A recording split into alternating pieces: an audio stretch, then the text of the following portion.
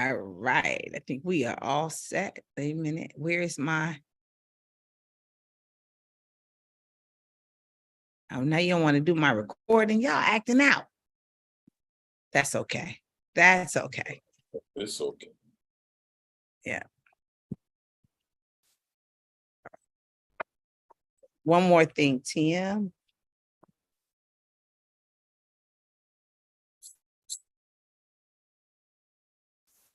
All right.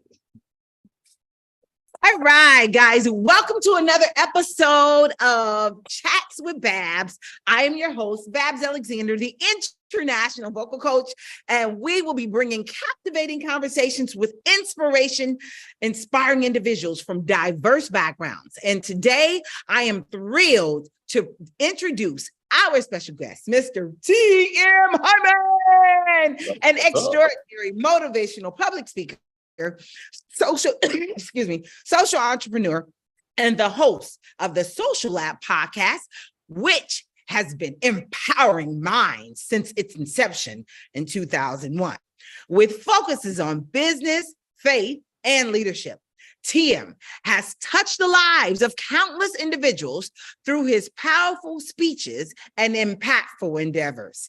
Today, we have the privilege unraveling the man behind the microphone, delving into TM Hyman's remarkable experience, vocal techniques, and secrets to creating a lasting impact on listeners. So without further ado, let's welcome the dynamic TM Hyman to Chats with Babs. Thank you. That was a really cool intro. I was like, okay.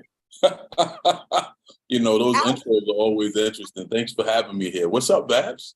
We've been working on this for a while. I am so glad. We've been working on it for a while, so thanks for having me.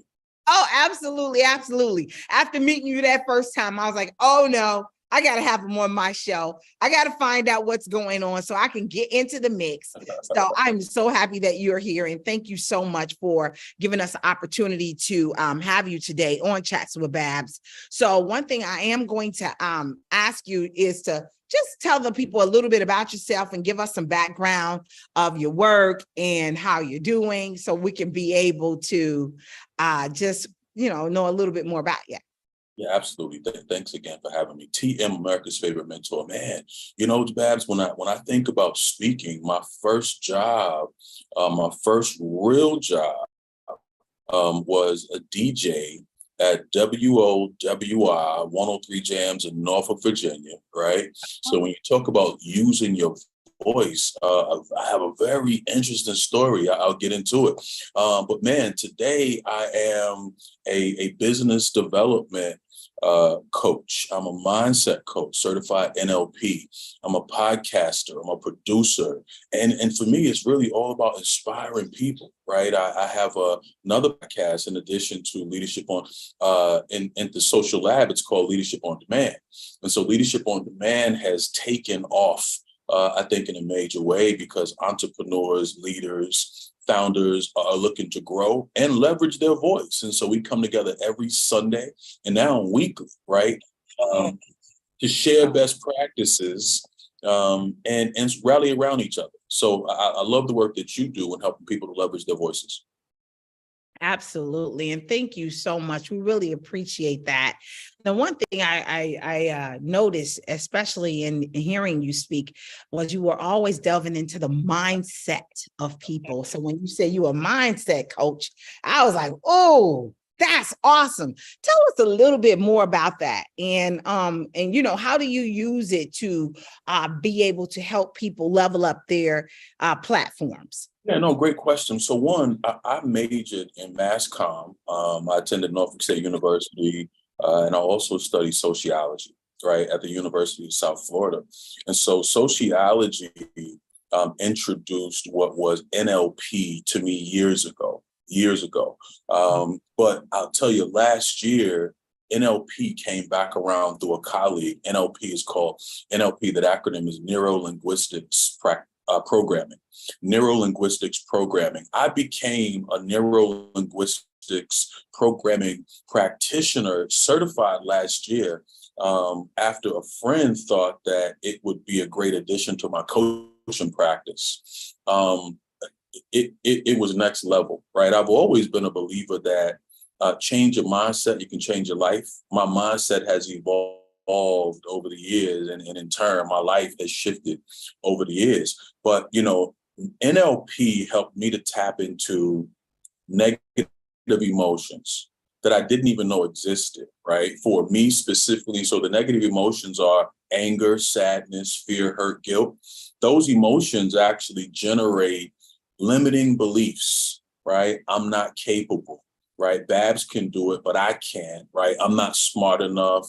I'm the fear of failure, fear of rejection, abandonment. It creates self-sabotaging behaviors. And so how I help is how it helped me, right? Babs, I'll tell you, going through NLP, doing that mind work, that mindset work in a heavy way last year empowered me to leave my corporate job.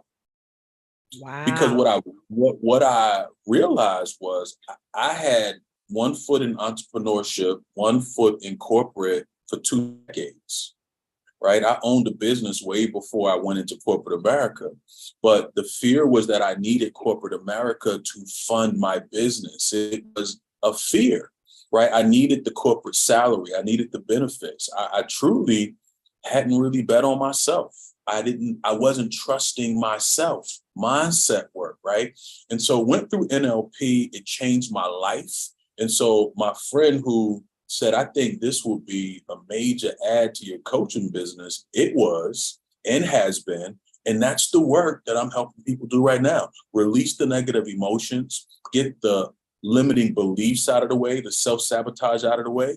And, because negative emotions also drive disease in our bodies that we're not familiar with. All disease in the body starts with dis-ease in the mind, right? Anger drives heart attacks, high cholesterol, right? Sadness weakens the immune system.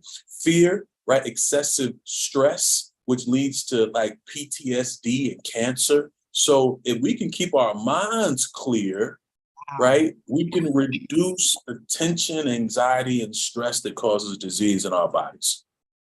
Wow, that's amazing. Yes. That's absolutely amazing. And when I think about something like that, if you think about it, how you feel also affects how you speak. Oh, because it's internally before you bring it out externally, yes. Correct? Every time. when you're able to do that, and I think and that's why I told them, I said, I'm a voice specialist, because I'm not necessarily looking at it in the aspect of, oh, you're a singer's coach or a speaker's coach. I'm like, no, what you say matters to the world. Absolutely. What you give us, what you feel on the inside, we get through your mouth. Language. Right. That's correct. So being that it starts within the mind, then it eternalizes on the outward parts. And a lot of times we can tell what you're about to say based on the way you look immediately. If you think about it, I want you to think about this. When a person walks up to you, you don't know who they are, where they come from, or how they are. But based on how they feel, you can almost feel the energy of them before they open their mouths to know if this is a positive impact. Because when we get around you at TM, you're contagious. I mean, you be making us wake up like, whoa, because we can feel your energy when you open your mouth, So I know I'm about to, and when people do that, the children even at camp tell me, Miss, when you get in the room, it's like eclectic. I mean, we feel this. And when they feel it, I notice how their singing changes. how their energy changes. They get excited, they get happy, they get jumpy. And I'm like, wait a minute, but you were just with another person. Why didn't you give them the same thing? They said they don't have vibration, that low energy, that low vibration. So that's why I say it's important. That mindset is serious. You want to go take the class, the neuro-linguistic program. But the mindset. Duty stuff, absolutely. Yeah, because I just think that I think it's something exciting that I like going digging a little deeper to be able to understand where it's coming from. Everything has a base root, So that brings me to my next question. And that was, when you are on stage or when you are speaking to a group of people, do you have a certain technique or style when speaking to them? Or do you really sort of tap into the mindset of people and then go from there? How do you go about being able to present on stage? You know what I've learned to do, regardless of where I am, even if I'm speaking for to a specific audience that I know a little bit about. It depends. If I enter a room and a conversation is already going on, right? If I enter a room and people are already engaging, I'm paying attention to the conversations. I'm listening. I'm eavesdropping even, right? Because I am taking bits and pieces of what's being discussed. I'm processing it. And then you know what I'm going to do? I'm going to actually talk about it in a minute. I'm going to talk about it in real time. And you know why I do that? Because I love engagement. Right? And so you talk about that energy that you get from me, and we're virtual, right? I'm in Atlanta, right? And you're in a whole different place and you can still feel the energy. For me, I like to include people. So if it's a technique, I'll call it a technique, it's to always gauge the room.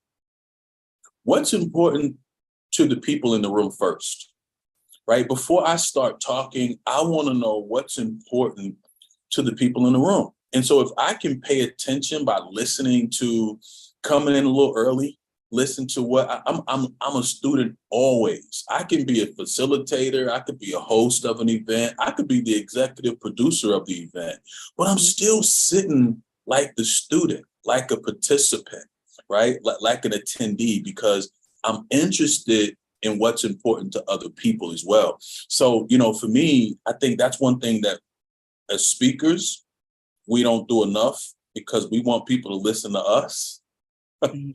We don't really listen to what's happening around us, because it all matters, right? Everybody's voice matters. And I like people to feel like they're part of the talk, right? I like to be able to say, I was just down there with Babs, and I heard Babs tell Betty, right, that, she was going to attend, a concert next weekend.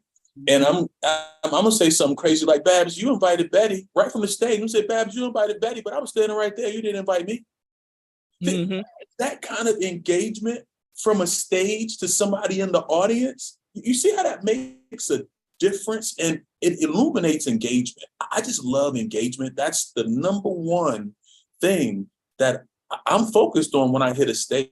It's not about if people are paying attention to me. It's not that. My thing is, am I in tune with what's important to them? Because if I'm in tune to what's important to the people in the audience, they're going to pay attention to me in a major way, right? If it lands properly.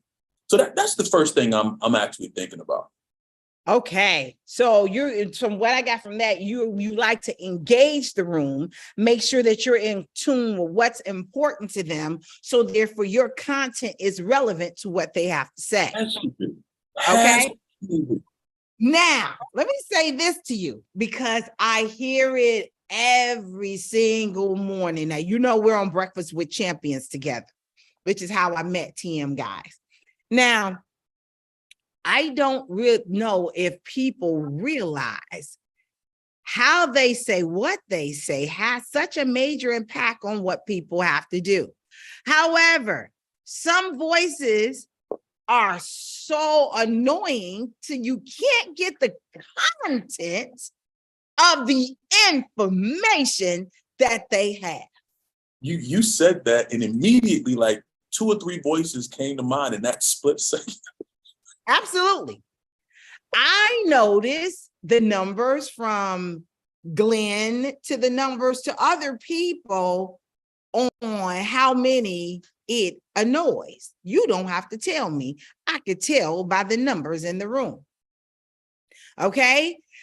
I wanted to, I don't know if anybody ever follows my page, but I talk about the annoying voice and how it's important to use pitch inflection to bring them in, to captivate them, other than being like, oh my goodness, you got the nasal tone, and that nasal tone drive you crazy, or to the, yeah, say, ladies and gentlemen, this is what we're doing, and every day we do this, and everybody, you're gonna fall asleep with those type of voices.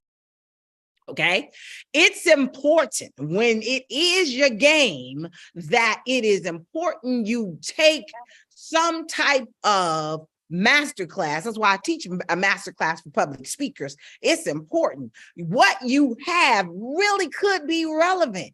It really could be very, very important, but how you present is everything. Please give me your take on that. Well, I'm cracking up. I'm cracking up laughing because, yeah, you said that, and immediately I heard some voices in my head. Everyone is not aware of presentation. Everyone's not aware of delivery, inflection, right? And so, I think some of us hit the social audio apps and, we just speak. And I think when you realize the impact, you realize, so, I was cracking up laughing when you said the numbers. Just pay attention to the numbers. When no, it's real. And for those of us who understand, right, people they aren't patient, right? There's too many options, right? There's too many places to go for a short period of time. Let me dip out until that annoyance goes away, right? And then I'll dip back in the next half hour, right? And so if you weren't aware of that, it could be problematic. Anyone who's looking to become a professional speaker, anyone who's looking to do better presentation-wise, period, has to learn how to pause and let people digest what it is that was just stated. Some people speak like a Uzi. You know what I mean? When I say speak like a Uzi, it's just rapid fire, don't pause. They don't want anyone to jump in, and they're gonna almost pass out because it didn't even take a breath, right? Absolutely. And so I think you have to pause to let people digest and process. And you also have to understand, like, pitch can make or break a conversation, right? Because I can't take it no more. Oh, true. I thought I was the only one, because I was No, that's why I thought it was funny. because You're not the only one. You're not the only one. You're the only one you're the only one who's talking about it, right? Everybody else is laughing about it. That's my profession. Yeah. Everybody else is either laughing about it or they're just straight abandoning it, right? That's the truth. That's the truth, which is why, I told Raymond, I said, listen, I got a lot to say. I don't say a lot on the station. And he like, just jump in. I'm like, no, you can't just jump in on this. You really need to have a little small segment on the presentation and the effects. Okay, so wait a minute now. Because see, I love this. I absolutely love this, to the point where, listen, see, you can't, anybody who works with me, right? No, you can't put anything out in the atmosphere in my space, right? Because I'm gonna help you with that. Right. I think what you're talking about is so spot on.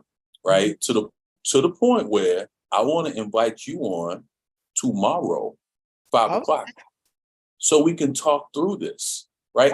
I think that speech and language is so extremely important. It's the linguistics that impacts our neuro, right? Absolutely.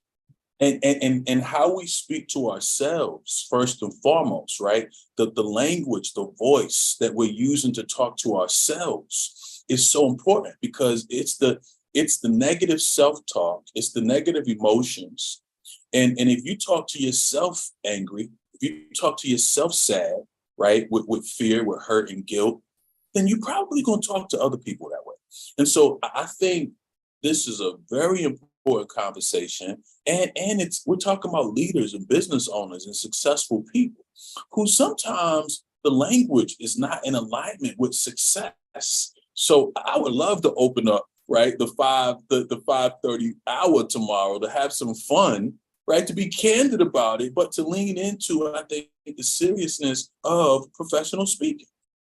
All right. Sounds like a plan to me. That I can do. You know, I'm already up at 5 a.m. I think we'll have some fun with it. Absolutely, absolutely, because I really do believe that it's very important.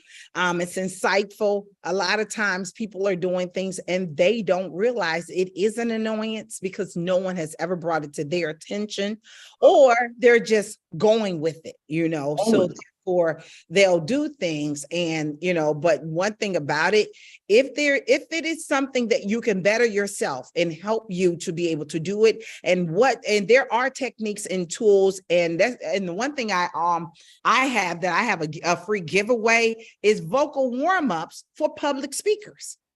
There are listen, we gonna do some vocal warm-ups tomorrow morning at 5 o'clock. I love it. That's Absolutely. it, TM, because it's totally important, man. It's important. I believe once people understand where they're going and what's happening and how they can make an impact on their lives, this will really, really help you, you know, to be able to do this. So that's one thing that we're definitely doing, that we can do, and I can help you there. So if that's the case, you know, let's do that. I only got a few more questions to you now. Tell me this. Wait a minute. Let me see, because I didn't jump all off of my okay, she's in the meeting at the moment. I'm sorry. I told you I'm running 2 companies at one time. Journey as a business leader, an entrepreneur is inspiring. Now, how did you incorporate your personal experiences and stories into your speeches, and what impact do you believe they have on your audience? Man, so, you know, it's easy for me to incorporate, right, my personal experiences into talks. I think, you know, when you understand the power of telling stories, when you understand the power of your own story, but when you get comfortable telling your stories, you realize, wow, there are people who don't have the experience, right? They've never been there. They've never done that. So it provides enlightenment. It helps them from falling into the booby traps, right, that exist. So, you know, for me, I find telling my stories very beneficial and encouraging, right, because it goes back to that engagement piece. I love the engagement. I love the interaction. And, you know, I'm a speaker that, you know, I have no problem stopping in the midst of conversation for somebody to answer a question. It's very unusual, right, for a speaker to pause, because now you done threw off my equilibrium, my notes. I don't have my notes together. See, I'm okay having an organic conversation. Yeah, me too. And so I think telling stories, being able to integrate your own experiences, it enlightens people about yourself and what you've been through. And I'm talking about not just the highlights, right? The good, the bad, the crazy. Like, I got a few of all of those stories, and I'll pull out any one at any given time based on the audience, right? And it's not about the story making me look good. The story is about impacting the audience, right, wherever they are, right? Good, bad, or indifferent. It's about being able to relate. And so me being able to integrate my stories help me to engage and better relate to the audience. Okay, awesome, awesome. Now, Mr. TM, you've been doing this for a long time. What things would you give, or what feedback would you like to talk to this audience about when it comes to public speaking and understanding where you are, understanding what you're doing when you get on that stage, or what is it that they're bringing to the table? It's all about engaging the audience. So if it is, what impact do you get to be able to talk about how that comes about? Can you tell us a little bit about it, please? Well, if I understood the question correctly, for me, it is about, so let me do this. Can you ask the question again? Okay, so the question is, what can you leave, or what would you talk to this audience about when it comes to, you already, so far, you told us that it's all about the audience. It's all about the engagement of the audience. So what tools, or what is it that you can give, tell them that you will leave to them that they need to know, that they need to, so that it can help them level up their speaking game, or help them to be able to make a greater impact? What tools or techniques that you will give them or tell them at this time that you can wrap this up to tell us a little bit about it? No, absolutely. And so the three things. The first thing for me is preparation eliminates anxiety. Correct. Preparation eliminates anxiety, right? Number two, be authentically you.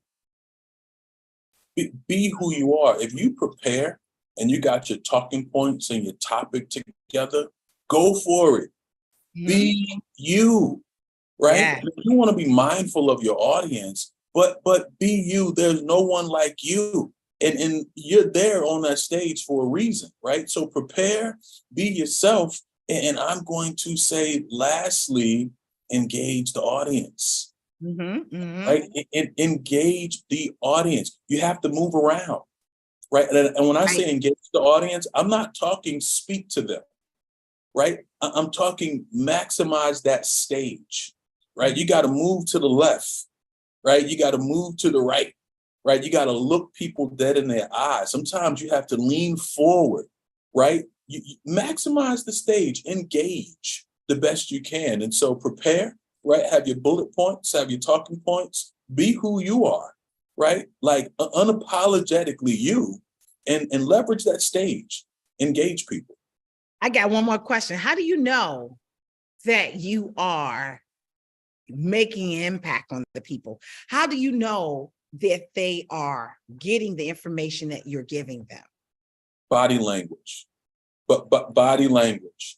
One thing that I do, I'll tell you, just like if you, so there's a sales technique that I've always trained my sales folks over the years, right? When you get a customer, you want a customer to agree when you're getting ready for that close, you're like, so you agree with me, right? Are you ready to close, make the sale? Okay. You say, okay, they say, okay, right? Yeah. And so for me, I'm literally nodding my head up and down as I'm talking, right, to the audience. And those who are with you, as you're nodding your head up and down, saying yes, those who start to nod with you, you know that it's landing with them, right? Okay. It's strategy, it's technique. But if they're engaged based on eye contact. If people are in their phones, if people are in their bags, right, they're not engaged. But if people are looking your way, they're engaged. So engage them back, right? Move to one side, move to another side, because we get bored looking at you standing in that same position, specifically if you're hiding behind a podium. I don't like podiums. I always come from behind the podium. I stand on one side. I stand on the other side. I might sit on the stage, right? Because you want people to feel comfortable. You want people to feel relatable. So do things that are relatable. Come from behind the podium. Absolutely. Absolutely. And thank you so much, TM. That's the one thing. Move. Get them engaged. I mean, do something. You don't have to get up there and start directing the choir, but all right, go ahead, baby. All right, have a good day. But while they're doing it makes sure you know that the people are really you're capturing their attention and that they are really understanding the information. You know, I've heard some of them use techniques of unmic and say XYZ. And then, you know, is that way you still know the people, you know, but if I'm on the treadmill, I don't have time to unmic. I'm listening and I'm getting it, right. But I'm right. Working right now or whatever, you know, but yeah, I think virtually it's a little different. You know, in this new virtual world, like Clubhouse is a little different. You know, drop some flames in the chat, drop a 1, drop a 9, drop a 5, right? And so I think that's absolutely how we know people are engaged. But when you're in real life, in a real audience, right, dropping the flames not going to work. You know, you got to know that they're engaged. Right. They're nodding their heads, right? So maybe go to another question. Let's do it. Let's do it. Wrap it up. All right, last question. This is my last question for real. Because Miss Sue looking like I gotta get out of here. So you said something big. Virtual audience versus live audience. Yeah. So do you think the engagement is different when working with those two audiences? Oh, absolutely. A virtual audience is much easier than a live audience, right? A live audience, right? You can't, there's no way to hide. There's no way, you know, people are more gracious virtually than they are live, right? Ramon Ray just shared how he was hosting an event. Right. And we know Ramon Ray is dynamic in all that he does. But he hosted an event recently, 1,200 people. And the feedback was like, you got to turn some of that damn energy down. Right. We can't take all that energy. That's too much for us. And so, guess what? Virtual. Right. Versus live. And he does a lot of live audiences. So it's not even just about virtual versus live. It's about knowing the audience that you're speaking in front of, right? Because sometimes we can be authentically us, but you also have to know what works for that audience that you're speaking for, right? But yes, virtual versus live, it absolutely is a difference. I think you have to prepare way more for a live audience than you do virtually, right? Because we can have a top and no bottom virtually. You need your top and your bottom live. So true. So true. Because you don't know what's going to happen. I've seen folks get up and I'll be like, woo. Woo. That's too funny. Oh, right. What's going to happen. But anyway, thank you so much, TM, for coming on Chat Babs Live today. I truly believe that you have given our audience some nuggets. To first of all, the one that caught me off was your mindset got to be right before you start getting out and to talk to anybody's audience, because what your body language is going to speak is what your mind tells it. So it works with the inner mind first, and then it articulates out to what your environment will be able to hear. And what you give off, your energy, it has to be contagious, or it has to be able to emote something that you want us to be able to understand. And being able to gather the attention of the audience, that was one thing I got. You see me, I'm on a flying plane, but gathering the attention of the audience and getting them engaged and listen before you speak. That was another good one. Listen, go out there and just talk to the people and listen. Drink a cup of coffee and listen. It's good content. I'm telling you, I hear some wild stuff, and I'm so wild that I'll bring it right to the main stage and blurt it right out. It's like, you'll be like, where you get that from? Like, I heard you say it a few minutes ago.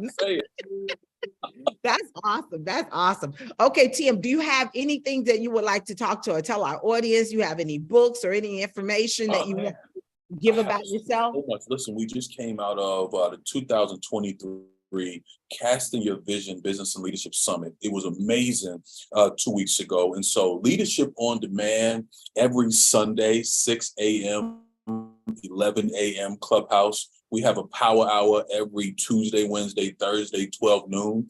But you can also visit lodmentor.live for our 2024 summit, Business and Leadership Summit. That's lodmentor.live. It's active right now. But you can also go to americasfavoritementor.com to get the replays for the business summit that just concluded. It was amazing. We had so many dynamic people. We had Glenn Lundy. We had Vince Butler, former NFL player. We had Corey McCoy, built 2 restaurants out in Louisiana this year. He's a thriving millennial CEO, like 4 restaurants, unbelievable. Lasagna Jack, NFL mom. That's Miles Jack's mom from the Pittsburgh Steelers, came, hung out. She talked about living her wildest dreams. And so you can check out americasfavoritementor.com for those replays. And thanks for having me. 5 a.m. tomorrow. Let's do it. All right, sounds good to me. Maybe one of those days I'll share a stage with you. Be like, hey, we're getting to stage tomorrow. Hey, that's awesome. Thing. That's a first step in the right direction. That's I'll it. let Dr. Anywhere but backwards. That's always been my motto. Anywhere but backwards. Absolutely. You can go to the left, to the side, forward, but we're not going back. Hey, and I just want to say, I remember the energy in the room when we were together last. I had a chance to meet you live in Dallas earlier in the year. And when you talk about just energy, the energy in the room, what was a great group of folks. And so it was a pleasure to meet you. And thanks again for having me. Oh, thank you so much. And thanks so much for joining us today. And audience, please make sure you leave some comments in the chats, and we will be airing this again. This is Chats with Babs, and we were interviewing our America's favorite mentor, TM Hyman, the man, the legend, and no myth. He got it going on. No myth.